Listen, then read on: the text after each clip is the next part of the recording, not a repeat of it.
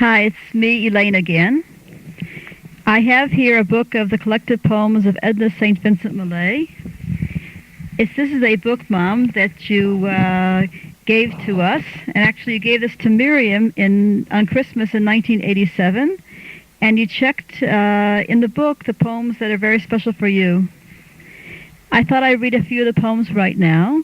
I'll read a couple of poems, and then let one of the children say something, and then come back and read a few more poems.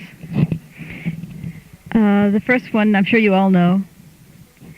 My candle burns at both ends. It will not last the night. But ah, my foes, and oh, my friends, it gives a lovely light. The next poem is called God's World. O world, I cannot hold thee close enough. Thy winds, thy wide gray skies, thy mists that roll and rise, thy woods, this autumn day, that ache and sag, and all but cry with color, that gaunt crag to crush, to lift the lean of that gray black bluff. World, world, I cannot get thee close enough. Long have I known a glory in it all, but never knew I this. Here such a passion is, as stretches me apart. Lord, I do fear thou'st made the world too beautiful this year. My soul is all but out of me. Let fall no burning leaf. Prithee, let no bird call. And now let one of the children say hello to you. Hello, this is Yoni. Merry Christmas and Happy Hanukkah. I hope I'm glad to know you're feeling better. I'm on vacation from the army now.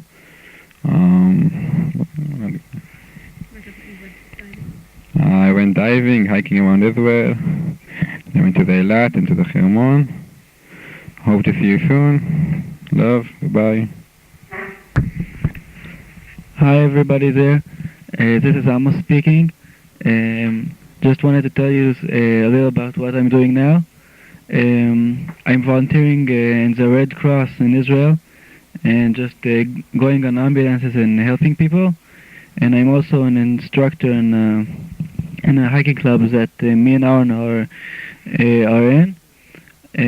This next Tuesday we're going on a 3-day hike to the desert to the Negev in Israel, and it's supposed to be very good. That's about it. I got a very good report card. That's pretty unusual for me, but who knows. That's it. Bye. Love you all. Hello. I don't have much to say, so I will read a poem. This is Gideon. Come along in then, little girl, or else stay out.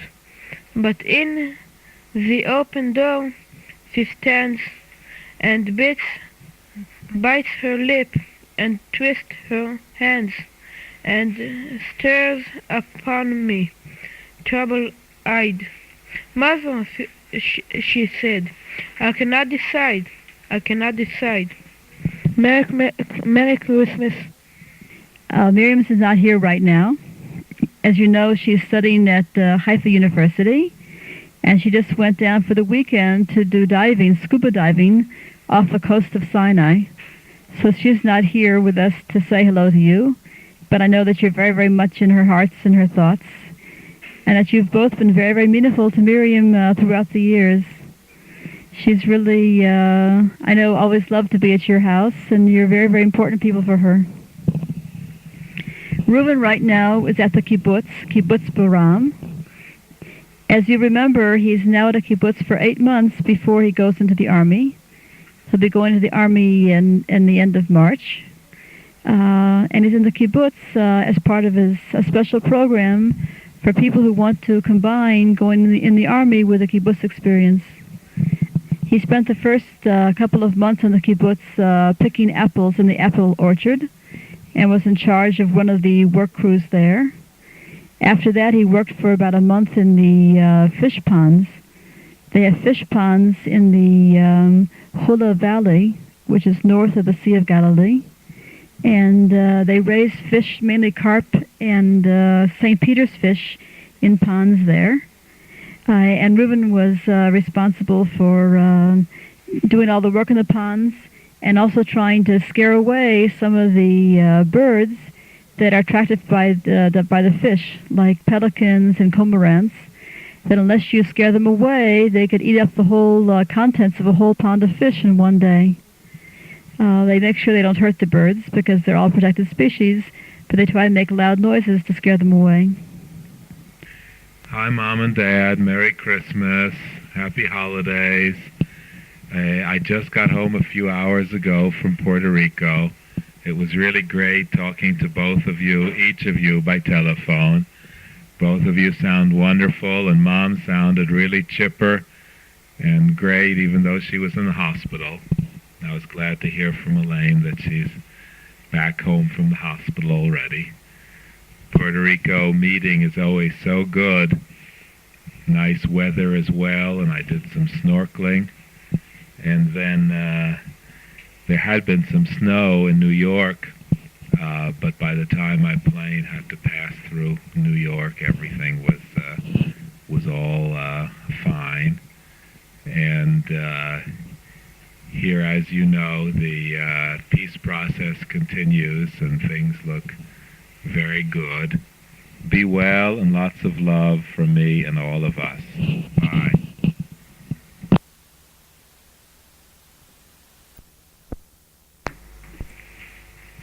Mom and Dad, it's interesting that since the Rabin assassination, people here in Israel have been reading frequently on the radio and television the Walt Whitman poem that was written after the Lincoln assassination.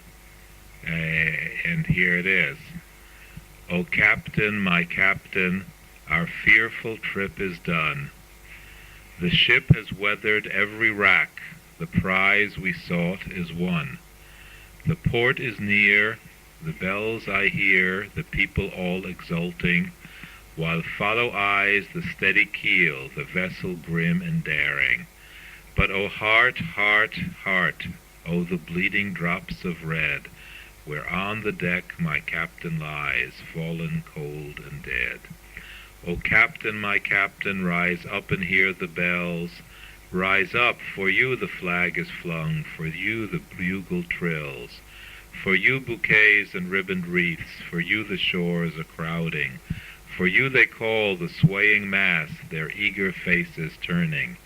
Hear, Captain, dear father, this arm beneath your head. It is some dream that on the deck you've fallen cold and dead. My captain does not answer, his lips are pale and still. My father does not feel my arm, he has no pulse or will. The ship is anchored safe and sound, its voyage closed and done. From fearful trip the victor ship comes in with object won. Exult, O shores, and ring, O bells, but I with mournful tread walk the deck my captain lies, fallen cold and dead.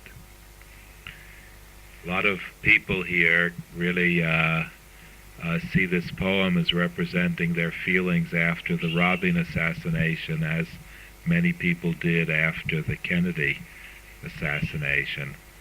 And I think it's now something that several different countries around the world have gone through. Bye now. Hello, Grandma and Grandpa. This is Aaron speaking. Merry Christmas and Happy Hanukkah. I have just started high school in the beginning of the year, in the 9th grade. I'm very happy here. I have very good grades, and I'm having a lot of fun. And I'm getting rabbits in a few days. I hope I'll have fun with them too.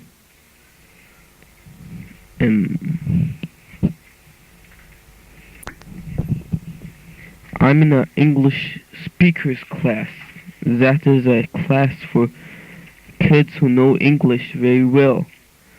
And I learned a poem in that class which I like to read to you. Two two roads diverged in a yellow wood, and sorry I could not travel both, and be one traveler. Long I stood, and looked down one as far as I could see, to where it bent in the undergrowth. I took the other as just as fair, and having perhaps the better claim, because it was grassy and wanted rare, though as for the passing there had warned them really about the same. And both that morning equally lay, and leaves no step and trodden black. Oh, I kept the first for another day, yet knowing how way leads to a way, I doubted if I could ever come back. I shall be telling this with a sigh, somewhere ages and ages hence. Two roads diverged in a wood, and I took the one less traveled by, and that has made all the difference. That was the road not taken by Robert Frost, and I like the poem very much. I love you all very much, and I hope to see you soon. I wanted to tell you, Dad, that many members of our family have become interested in photography. As you know, for the first years of our marriage, Bob took all the pictures, and we have many, many beautiful albums of pictures of our family. I think we're now up to about 60 albums of pictures. In the meantime, the children have also gotten very interested in photography. Yoni takes lovely nature photographs. And Reuben now has gotten very interested not only in taking photographs, but also in developing them. If you remember, we went, Reuben and Aaron and Gideon and I went to Petra in Jordan about a month ago. And Reuben spent a lot of effort into trying to make very, very nice pictures. Petra is an ancient city, about 2,000 years old, carved out of solid rock. And the rock there is mainly red rock, with also yellow and black and green swirls mixed into the red rock. And you approach Petra by going through a very, very deep cleft in the rock and walk for about a mile till suddenly it opens up into the city carved out of red rock. So it's really very spectacular. But since you're coming out of the shadows into the city, there's a lot of opportunity to play around with a camera with the play as of shadows on the rocks. And Reuben spent a lot of time making some very nice pictures. I'll try to get an album together of his pictures and bring it with us when we come to St. Louis. Reuben has also gotten very interested in developing his own pictures, and he now develops his own black and white pictures and prints them, and also takes color pictures.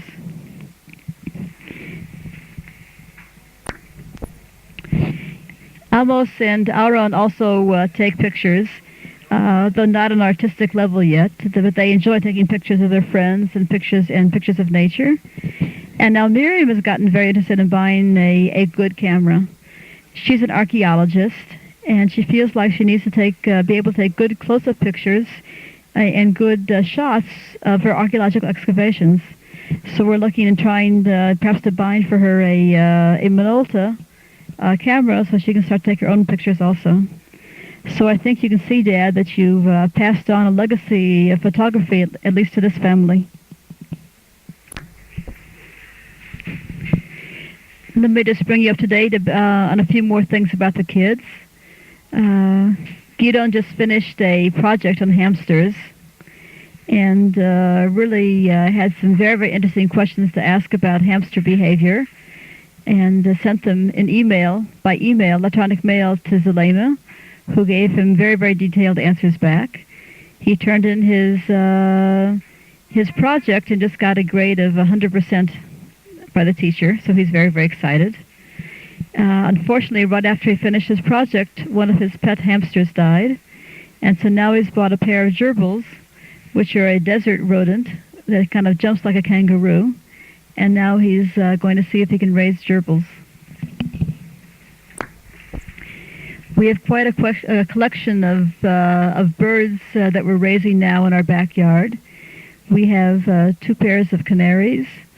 We have parakeets that Erwin raises, and he successfully bred them.